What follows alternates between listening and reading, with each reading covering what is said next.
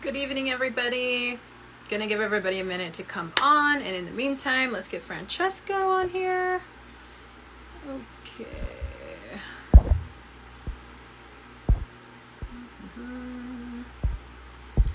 Francesco.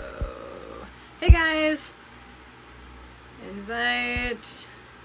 Tonight we have our super awesome friend. He's the mystic mentor, twin flame galore. This guy knows a lot, and intuitively, just the way he speaks is amazing. Hi, buddy. Hey, how you been? Happy New Year.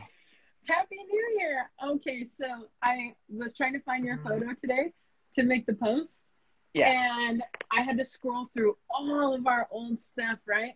Right. Dude, it was back in like February. Wow, of 2022, right? Oh my God. I don't even know that version of me anymore, you know? That's funny because when I showed my girlfriend, I was like, oh, look at the picture she used, right? I had like a chin strap, whatever. It's like, I don't really do that anymore. And she was like, it's all right. You still look cute. It's just like, it's still your face. And I'm like, I know, but I wanted to use this one, the one that's in my Sorry. You took too long. I know. Yeah, sorry. But anyway, nice to see you again. How's your New Year going?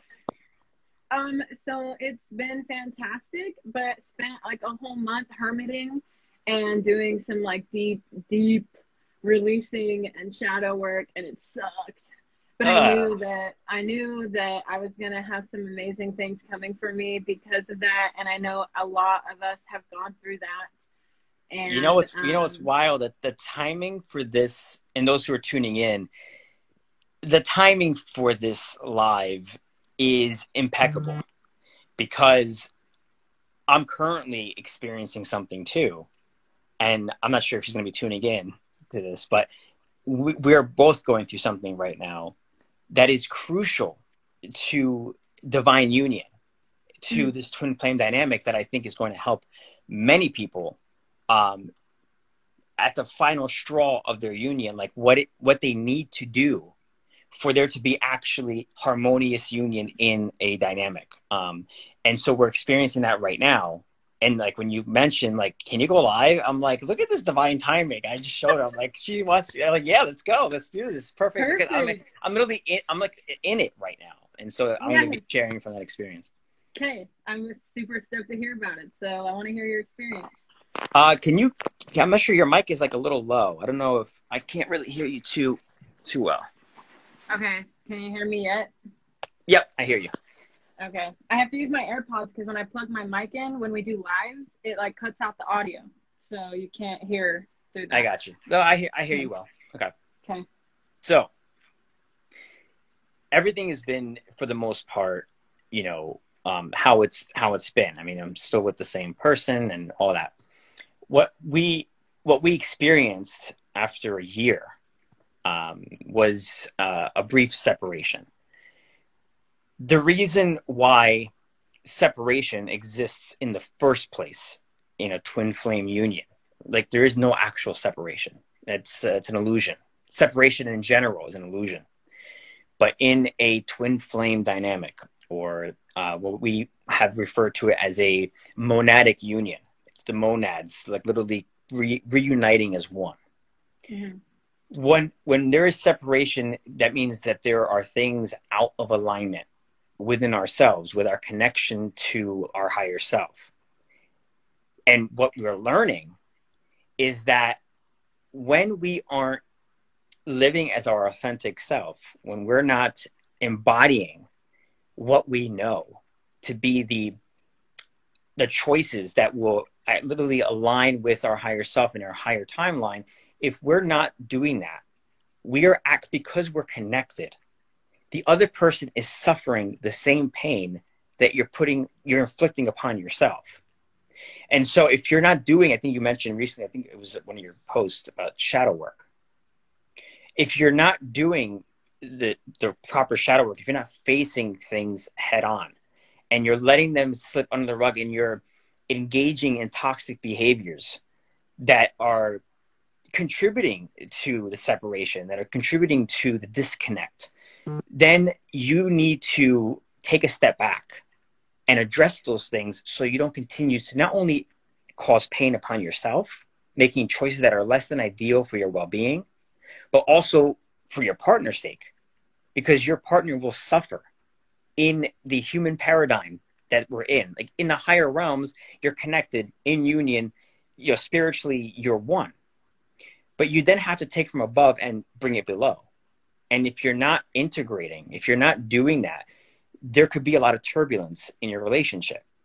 And what that looks like in the human paradigm could be financial, could be you have kids and you're not really as present, or you're not committing to the relationship needs. Maybe you're meeting the needs of your partner, but the relationship itself is a different entity that needs attention also.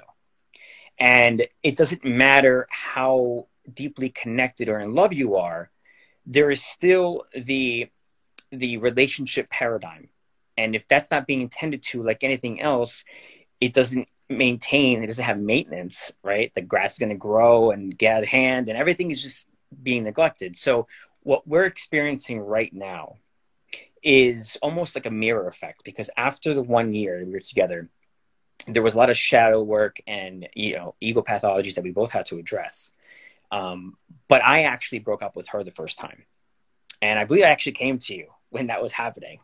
And so I felt that I remember that time. Yeah. And I felt that like I was experiencing narcissistic, emotional and like psychological abuse from like not actually tending to my emotions, feelings, nothing. It's like it was a lot of coldness, but that's because I realized that there's a cause and effect in these kind of relationships where, because I rushed it in the beginning, I couldn't help the way that I felt.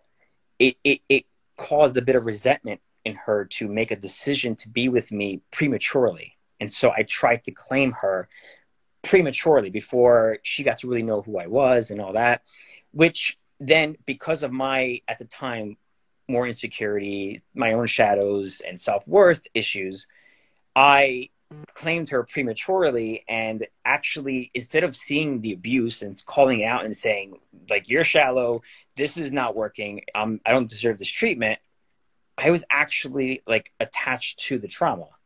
I was actually like saying, I guess this is what I deserve. This is the best I can get.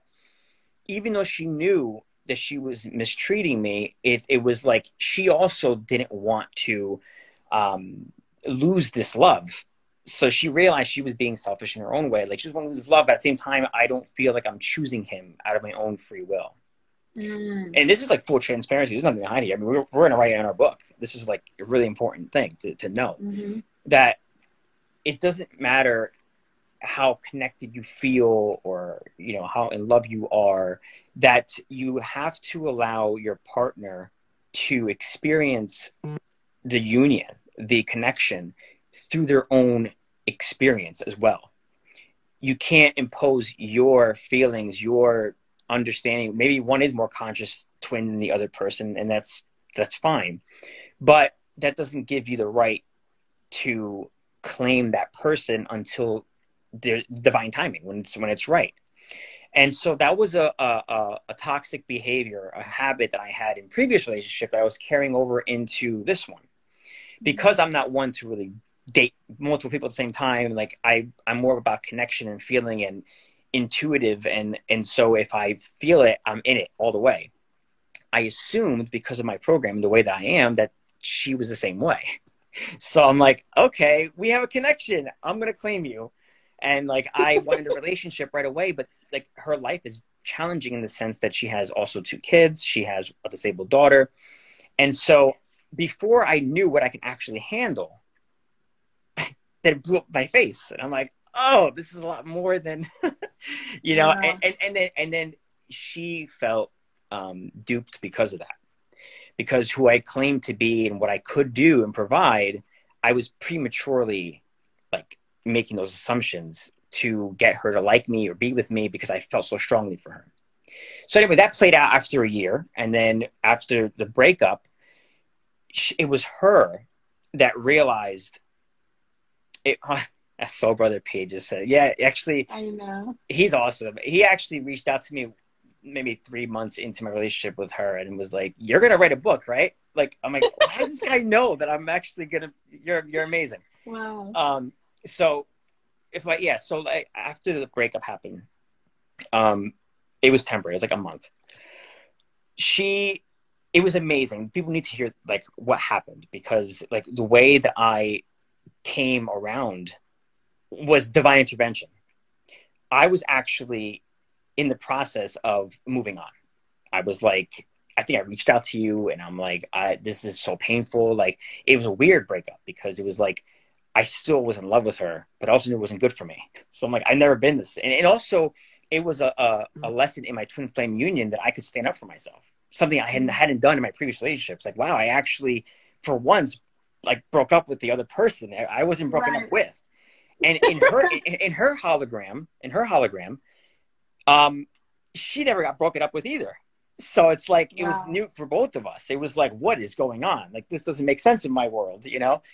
But what was amazing, which a lot of people need to hear this, because humility and, you know, that humbleness of quieting the ego and seeing from the perspective of your partner and knowing the pain you cause through your behavior. Your traumas are never an excuse to mistreat your partner. Your shadows, your ego, they are not excuses to mistreat your partner.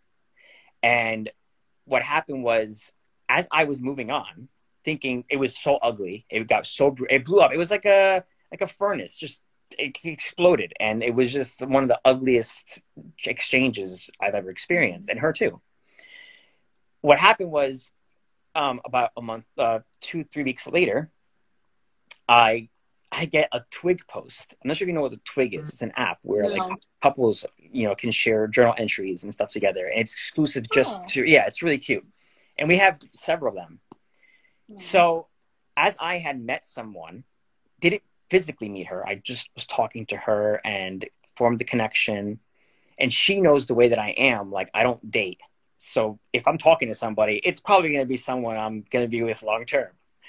And so, but what happened was, the letter to me was just her expressing the way she has truly felt about me, despite all the shadows and all the things that she experienced, that she did truly love me the whole time. She just needed more time. She always says, like, I'm the rabbit, she's a turtle.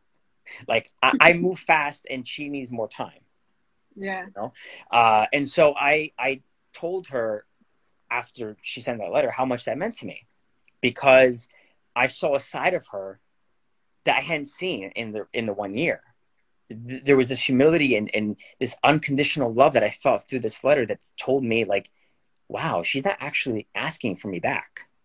She just wants to make sure that I don't think of her under a distorted light, distorted perception of that she wasn't.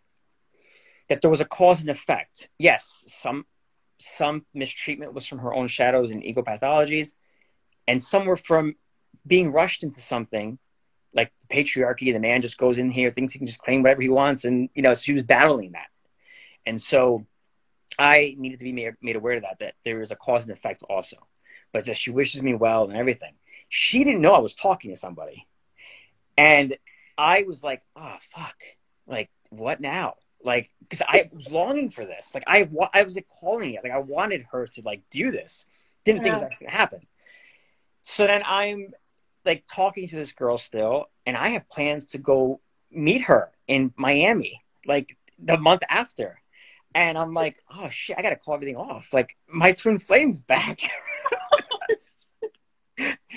And it's over, right? And this poor girl, like, I mean, she had nothing, you know, she didn't know, and she was younger. And this is so funny too. So in my past, I only dated younger girls. Like, I was on my first relationship, it was like, I was young, but like 16 and 16, but then it was like 21 and 18, and then it was like 27 and 19.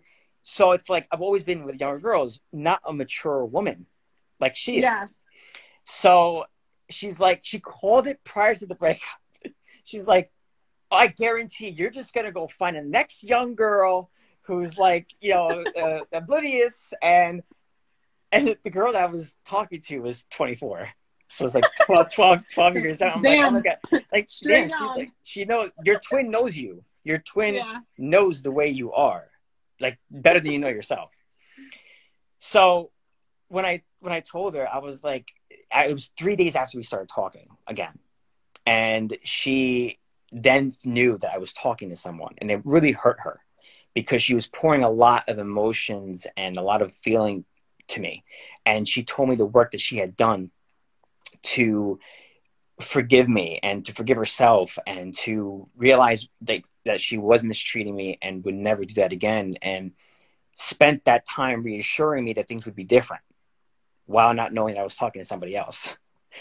And then 3 days later, when I told her, she really did not want to talk to me. She was like, oh, no, I don't want to be in this triangle. You need to do what you need to do and fix what, drop her or whatever you want to do. But I'm not going to be involved in this. Me being the way that I am, I'm like, oh my God, like this, I don't want to stop talking to you. So I continue to talk to both of them at the same time. It was hard for me because, again, I'm still dealing with this whole thing of like hurting somebody. I don't want to hurt this young girl I'm talking to, but I got to do what's right. And so about a week in, I finally just tell the girl, I can't. I'm still in love with my other partner. And she had no idea what the fuck's going on. She's like, oh, what? Like out of left field. And then I chose my twin. I chose to go back with her. But here's where it's crazy. So we're back. And she says, like, I think we should give it like a trial period, like 3 months or so, like to see how we are together, because we have kids and we want to make sure that what we do is in the best interest of them too. We're not going to reintroduce the kids and then take them apart again. Yeah. Like, let me tell you, separation is like whatever it is in a twin flame dynamic. When you have kids, like separation is like the worst thing because your kids are seeing it too. And it's like, you don't want to deal with that bullshit in an actual adult relationship. Yeah. And so what happened was I was still operating from this place of insecurity and fear that like she may have wanted me only because she found I had somebody, whatever. And so I felt that I did the right thing by not telling her about this girl, because I want to make sure that her intentions were pure, that she actually was feeling the way she did without any influence of another person in the picture. Mm-hmm. So that did upset her, but she understood why I held the information from her for 3 days until I told her whatever. But what happened was there were things that I was doing in my own personal life in the past 3 months, like scarcity mindset. It's very challenging for many people right now, because if you're in the system and you're working a 9 to 5 and you haven't yet stepped into your purpose and whatever, like you feel like there's something lacking, your partner's going to feel that. Your partner wants what's best for you. They want you to honor your truth, your purpose, and step into your masculinity or femininity and really just be that person that they know you are. Mm. If I'm not living with integrity, if I'm not tending to myself and I'm not treating myself as number one, prioritizing myself, it's actually just going to project in a relationship, and I'm not going to prioritize her either, because I'm so underwhelmed with myself, or I'm so upset with myself, that it's going to keep me from truly embracing her love and truly embracing time with her. My presence is not going to be there because my mind's thinking about what I'm not doing in my life, that I'm neglecting. And so that's where separation starts. She starts to feel, well, I'm all in on this relationship, but I'm not getting the same effort from you.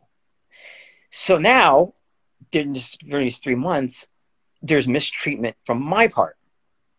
And so now it's like the mirror. Like now I'm the one who's not tending to her needs and prioritizing her like I said that I would. And she's doing everything she could in her power, but she's now neglecting her own needs and her own self-worth to make me happy, to make up for the 1 year. But now I'm not doing anything in return. And there's like this resistance. And I see it now clearly. And it actually was the conversation we had today before this whole thing live. And I'm like, wow, this is like perfect timing. I'm going to explain what's going on.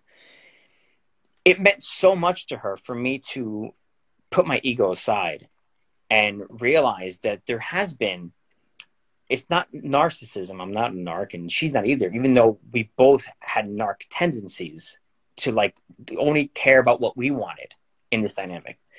But the reason why this happens in these dynamics is because you want to be able to face those shadows, those things that are in the collective, like narcissism. You had an amazing video about this like a couple months ago about narcissistic abuse. And I reached out to you about that too. I'm like, oh God, this post nails it. Because this is what I went through in the 1 year. And then here I am, the hypocrite. I'm doing the same thing. I'm like, oh my God, I'm actually like, I'm partaking in this behavior that is toxic to our relationship. You know, I'm not as present with her kids as I should be. I'm not as present with my own son as I should be because I'm not as present with myself. And so when there's separation, it's actually you running away from yourself. You're like not fully present with you. Your partner's going to feel that you're not present with them. Yeah. And so go ahead.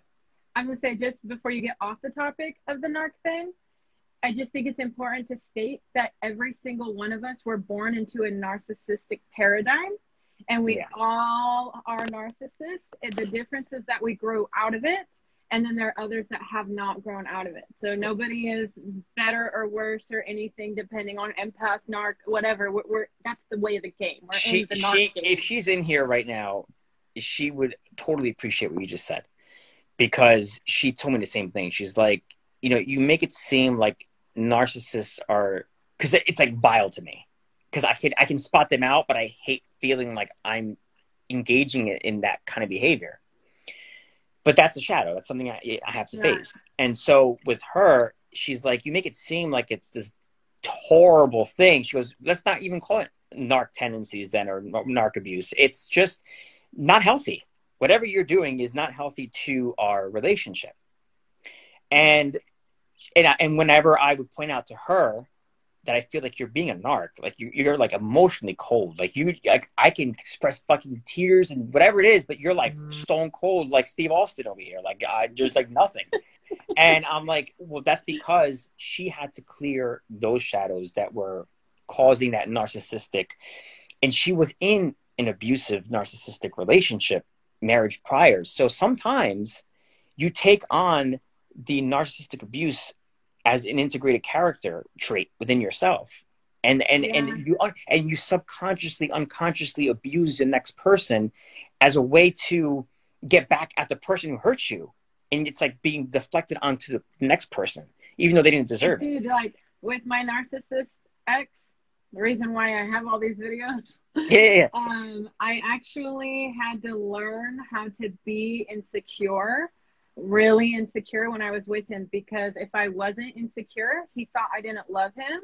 So I had to learn how to be very insecure. Even if I was faking it, I would fake insecurities. Like I actually cared if he like went and did certain things. And yeah, for real. And that's wild. So every dynamic is different. Like, that's wild. Yeah. Yeah, but I didn't realize it until I got out that I had actually, I'm like, wait, it's so funny. I never actually felt that way. I would just pretend like I was insecure about things or jealous about something, because I'm not a jealous person at all.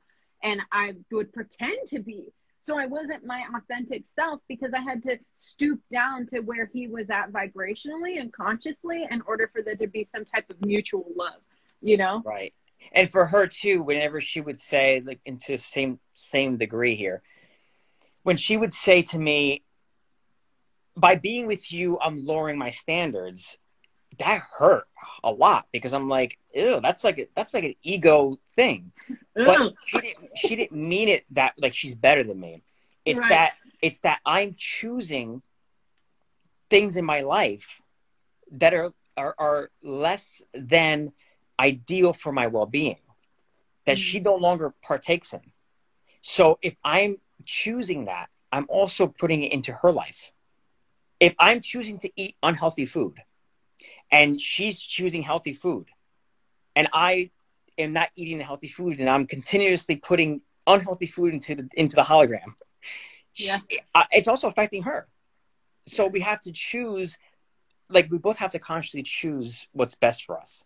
And if I'm not committed to my best self, and she is, there's a frequent, like you said, there's a frequency difference here. Like, My partner is not living with integrity, and I am. So what does that say about my partner? Like, why aren't they choosing what's best for them? Because if they're not taking care of themselves, how are they going to take care of me? Ideally. And so that's what I was not choosing optimally.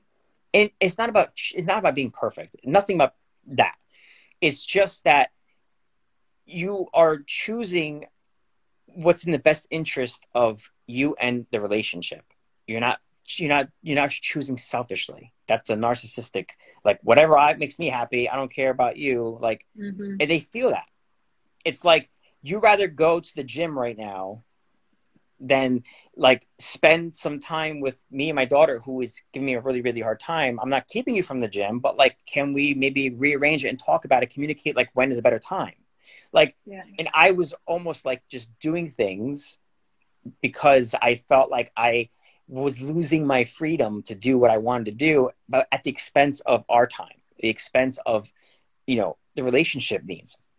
So what I realized is that when she would say these things, it's just that I wasn't choosing as my embodied self would, right? Like, when you're not acting with integrity, you're doing something that's causing you pain, and you're continuously doing the thing it's insanity. It's like repeating the thing that's actually causing you pain and suffering. And she's like, I don't want that anymore. I'm choosing 5D, she says. Like, I'm not choosing that. You know what I mean? Like, I'm choosing what's best for my daughters and me. I'm not lowering my standard.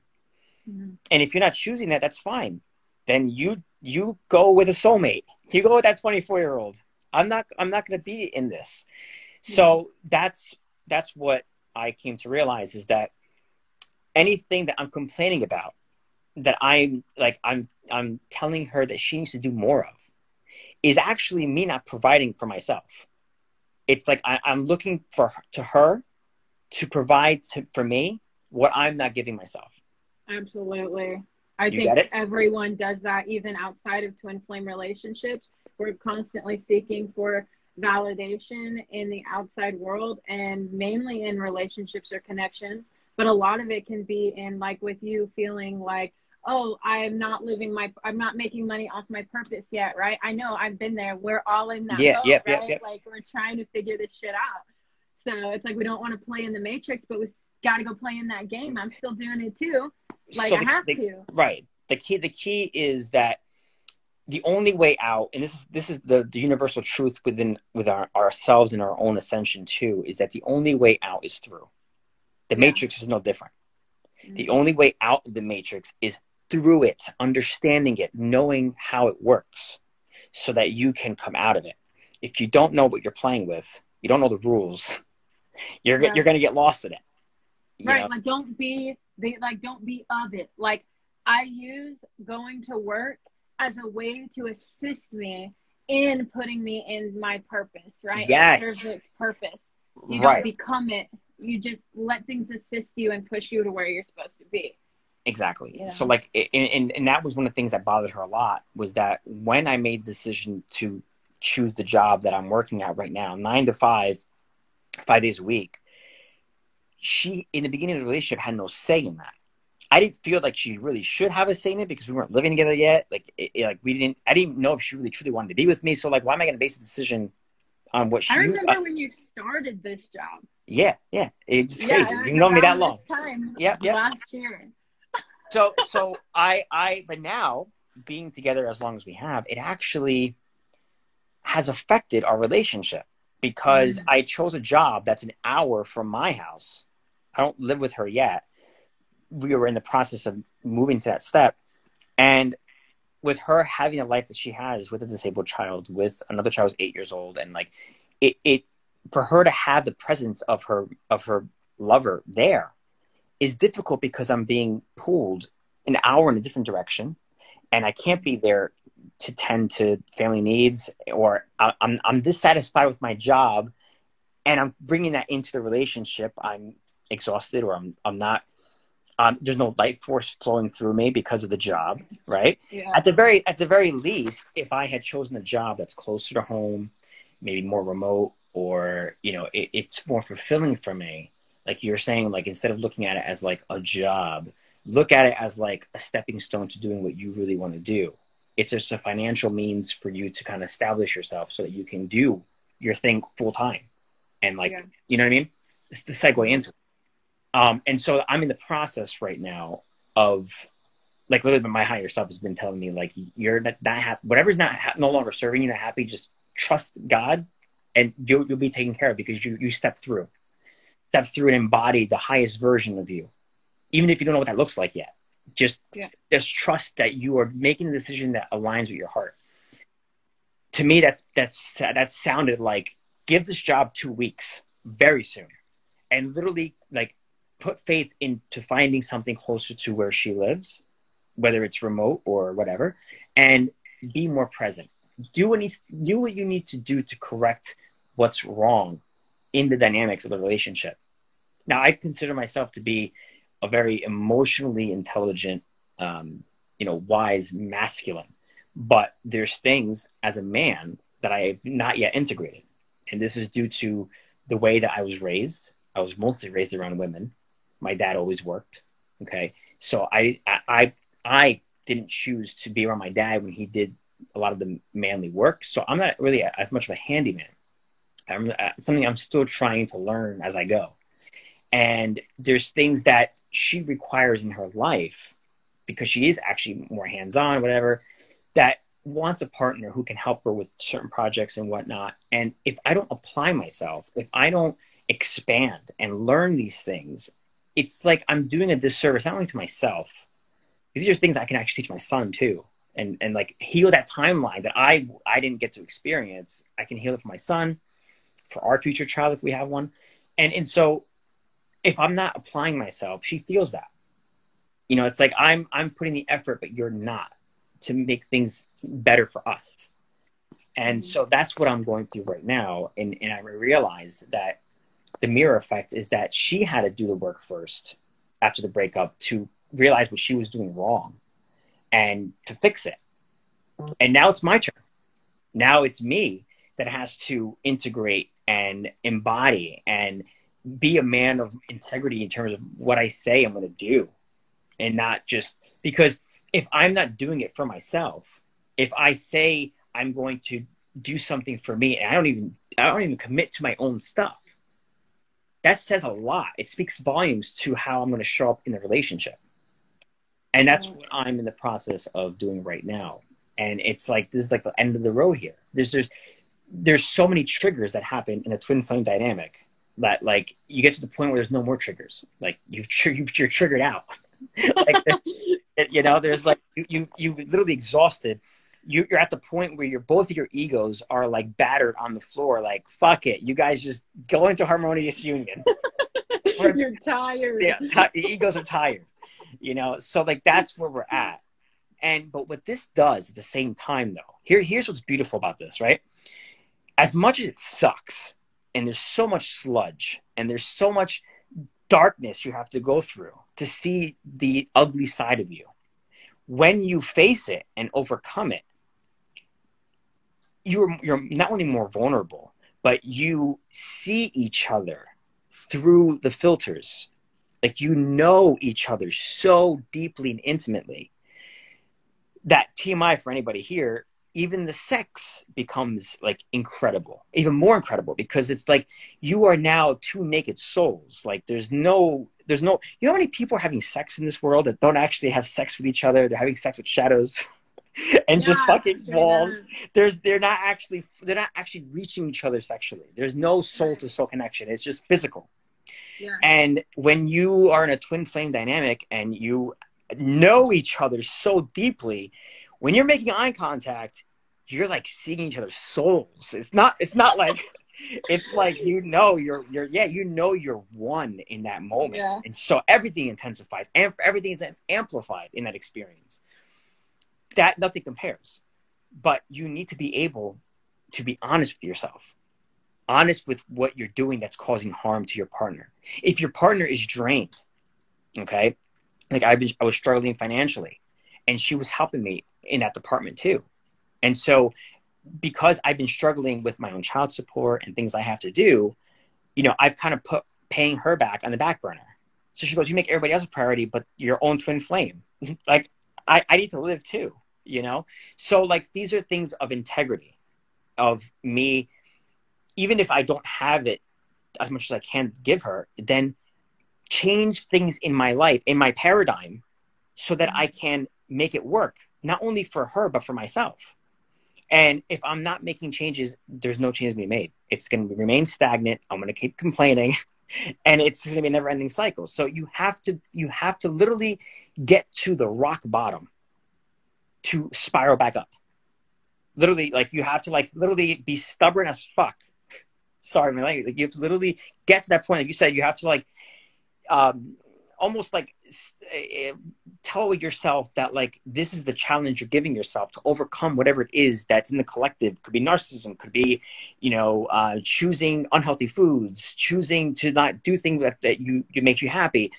You're doing it all to get through it, so that you can appreciate the light and the love and the highest form of yourself. But if you don't actually apply yourself, you're going to be a product of your shadows, of your ego, of all the things that are making you unhappy. And your partner can only pour so much love into you, so much like, to meet their desires, until they say, you're not helping yourself. Like, you need to like commit to yourself, commit to God, because a twin flame union, she said it perfectly, literally is where one is in inner union with God, the other is in inner union with God, and then you meet God together, like your higher selves together. But if one is committed to that and the other person isn't, there's going to be a misalignment, right? So now what's happening is there is a breakup, separation, and it took me a year to find my self-worth. With her, it took 3 months. She's like, no, not doing it. Like, I tried. I wanted to make this work, and I still love you deeply, more than I've loved anyone in my life, but I need you to see what is happening in this dynamic and to fix it. And that's the eye opener. It's like, okay, I see it. You saw it when you were doing it to me. Now it's my turn. But it's so rewarding to know that this is like the final step. There's literally, after this, it's literally embodiment. It's really just being a conscious, having this keen awareness of what you're doing, your actions, you're seeing what you're doing, and realizing like immediately, like, nope, this doesn't serve my higher self, but my best interest, my highest timeline, not going to do it. You only do what resonates with your soul, with your heart. And then you can bring that into your relationship with your partner too. And they can feel that. Yeah, I've come to the realization that your twin flame truly does, even if they don't always show it, they see. Like, they're the all-seeing eye. Like, they know your actions, they know what you're doing, and they call it out. And it's most relationships, they don't call it out. They just like, they deal with it. It's either the patriarchy, or they just deal with like the abuse of, past trauma, and they just bring it to the relationship, and it goes unseen, unheard, unknown, but it's playing on the relationship. Whereas in twin flame dynamic, everything's out on the fucking table. Like, shadows, everything, clear it. Because if we want harmonious union, we need to absolutely address the shit that's keeping us from enjoying our lives and like literally embracing the love that we have. Go ahead, Carlie. I want you to tell me. I want you to tell me about your. You see my gears turning? I'm like, yes. I was just saying, like, when you come into connection, like connection with a twin and union with a twin are two totally different things. Mm-hmm. And when you come into connection, I would say that the shadow work that starts coming through, just because it's connected, it has nothing to do with the physical person. It's like the energy's connected, and so now it's time to do work. And it's like, you can't escape it. It'll be in your dreams. You'll be waking up. Like, if you have shit that you haven't processed that's traumatic, that stuff's going to be coming out. And like, I mean, I've even gotten to the point where it's like obsessive. Like, I finally broke free of that. Oh my God, that took weeks, but it was so obsessive. And it was because I didn't feel validated, and it was eating me alive, dude. Like, it was like, what the fuck? Like, what is going on? Like, before I met you, I was cool. Like, I was great. I was manifesting things. Now I'm like in hermit mode because I just feel like not good enough because the one person that I want to love me isn't giving me the validation that I need. And it apparently was a big deal because I was really going through it for like weeks. And you're not in union, so it's like you can't really talk about it. It's like you're forced to just sit with it and just be like, oh my God, if I don't get this figured out, like this is not gonna happen because it's got to move, it's got to purge. I have to make space in order to fill this high frequency love that's coming in. I got to make space for it. Right. And there will be things that you didn't even know existed in your energy field, you know, or you're like, oh, I already healed that. I've already sobbed for 6 months healing this. Why won't it go away? And it's like, then you need to ask yourself, okay, like for me, it was like my past relationship. It's like, I have fully taken full accountability for the fact that I continuously stayed and I continuously was abused in every way you can think of for years, and I still fucking stayed. Right. You know what I mean? And I had resources to get out and I stayed. Right. Like my cycle, I had such a deep-seated thing from childhood and from past life shit that it's just, I just kept replaying it out. And it's like, if it wasn't him, it would have been somebody else, you know, and I would have just kept doing it until I finally, the day came where it was like, oh, I'm done. It wasn't easy, but it's just, you get to that point where you're like, I'm done. And then I was like, I was stoked in a way because I'm like, now I am making space for what I truly desire. Yes. And it's also a reflection of like, it's almost a tear-filled moment for yourself in terms of the joy that you feel for stepping up for yourself and taking care of you. Like you hold, that I learned. You hold yourself through God's love. It's like God's pulling you out and saying like, hey, you deserve better. You know, like it's your self-worth. And that's what I had to do the first time around with her, because I said, I can't take this anymore. I don't like feeling like I am either not good enough or I need to be this man that you had an image of, that like you needed him to be a certain way. And I'm sorry that I'm not 6 feet, and I'm sorry that I'm not this. And all these shadows that she had. And I had to just break out of it because I felt so insecure. And it felt good. I stood up for myself. And then she realized how she was and integrated all the things that she needed to do. And literally, like, I almost felt her when I was like away from her, that she was like doing these rituals to like get me back. And that's exactly what she was doing.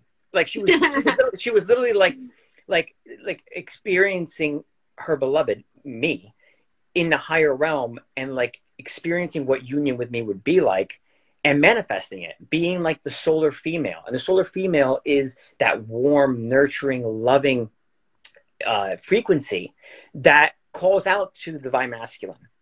And that's how I came into her hologram to begin with. Like she called out the day that she met me. Like literally I found her, and she was in that state of love frequency. And she returned to that, and I felt that solar female. I'm like, oh, this is like beautiful. And even tonight, she said something that like I just started to cry, because I longed to hear this from her for 1 year and 3 months, which was that. And you could call it validation, but there is healthy validation too. It's acknowledgement, it's appreciation, it's gratitude. And what I was so insecure about in the 1 year was her image of me. Like, because she desired a certain kind of, it went down. It got so abusive to the point where it's like criticizing my chin strap, which is one of the reasons why the picture was funny, because it's like, oh God, I remember that time, you know, like, but then she didn't realize that was a shadow, because she's like, I have actually nothing against your chin strap. I have nothing. You have a beautiful face. So she went on about how beautiful of a person I am, how beautiful of a man I am. I just started to cry, because to me, I don't give a shit about hot, like, oh, that's no, to know that my lover finds me beautiful, a beautiful man, a beautiful soul. This is why I went on Instagram, to express and voice all the things that I wasn't receiving from her in that 1 year, because I was calling out for validation. I was calling out because I wasn't getting it from my partner. And there is a healthy amount of validation you can get from your partner that's supportive, that's healthy. Not that's going to make it's going to complement you, not supplement you. That's different. Just like love, it should complement, not supplement. And I said, oh my God, like if you could only express your heart this way to me, like, I mean, I am a words of affirmation guy, but like I said, I can literally just hear this on repeat and I'd be happy. Like the fact that you said, like, it was beyond just my face. It was like every part of me. She said it was beautiful and perfect. And your height is perfect for me. Everything. I was like, where was this woman? Like, where is the, like, I was longing for this. And it's actually what I realized I was searching for in a 24-year-old. And like, I was searching for this like validation of like being seen as a beautiful man, being seen as a man who was wise. And I didn't feel any of that. I felt like she just was holding me to a measurement of a man that I wasn't, and I didn't feel good enough. So to hear that, I said, you don't understand the tenfold of healing that does. And sometimes, Carlie, but people don't understand is that even like the Buddhist monks, okay, who have reached a state of enlightenment and ascension that many haven't, there is still a level of ascension that you make in a relationship that's beyond anything that they could ever experience, because you elevate to an even higher level. Like we always say, like, we think that we're awakened and ascended. Wait till you're in union with someone who like brings out more that you haven't even seen. And so I said, you don't even understand how much healing that has just done, like instantaneously, by you just giving that simple compliment of acknowledge. Because to me, the face is an important thing. You know this about me. I've explained how the face is a really important part of me connecting with someone, how I saw your face too, Carlie, and I knew, like, I know her. I'm going to talk to her. And I felt a connection with you. And I have this with anybody who I've met, including her. So I never felt that she looked at my face the same way. And that hurt, because I'm like, my own twin, my own lover doesn't appreciate the look of her love the way that I do. And it's like, but to sort of hear that meant a lot. It wasn't a narcissistic thing. It wasn't an ego thing. It was literally just being seen, feeling seen and appreciated. And it felt so healing to hear that. And she admitted that she has had an unhealthy relationship with men in her life who have used her, abused her in a way, so she's formed a perception of men through the patriarchy of being like inconsiderate and like, you know, they only want things their way. And so that was projected onto me, and she had to clear that to truly see me as I am. And so I told her it's important to sometimes be a patient ally in your partner's healing, whatever it is. Because like for me, I didn't feel seen and heard in my past relationships. Could have been the age discrepancy. Could have been I saw things differently. I wasn't valued for my intelligence. I wasn't valued for the things that I wanted to feel seen for. So sometimes when we experience pain, like yourself, you experience pain in a relationship, a narcissistic relationship. The only way to heal that is in a relationship. It's very difficult to do it on your own, because you're going to continue, even if you are great on your own, you're going to continuously feel this like lack of acceptance from a person because of the abuse you received in last relationship. The only way to heal it is to be with someone who can see you and appreciate you and ensure that they won't do the same to you. And I was looking for that in the relationship with her, to finally heal that, so that someone can actually see me, appreciate me for all that I am. Even I tell her too, like even sexually, like, you know, having my desires like respected and like, you know, honored as your own. And that's important in twin flame unity. Literally, you prioritize each other's desires and needs as your own. You like, it's like the recent video I have about sacred sex, for example, was the idea that it is an act of service. It is prioritizing your partner's pleasure before your own, but not feeling like you're compromising yours, because your partner will do the same for you. It's a mutual thing. So you're never feeling like you're lacking. It's just pouring into each other. And I didn't feel poured into in that 1 year. I felt like, because she felt I was either emotionally needy or I wasn't taken care of by my exes, so it needed to all fall on her. She felt it as a repulsive thing. Like it felt like to her, like, oh, I didn't want to deal with this. Like, I'm ready to like have a serious, like, mature relationship, and this man needs to be healed. And Right. she never experienced like a real, true, deep intimacy or love for a man to the extent that she has for me. And then realized through her own healing that, like, yes, men do deserve unconditional love too. Men do deserve to be appreciated and, desired intimately, sexually also. It's not just the woman being pleasure, it's the man too. So these are all things that we're learning. There's so much that we're clearing for the collective within our own union that we see as habits in so many relationships that are not being addressed. So all that needs to happen in a twin flame union is your own healing, to literally make waves of healing in the collective.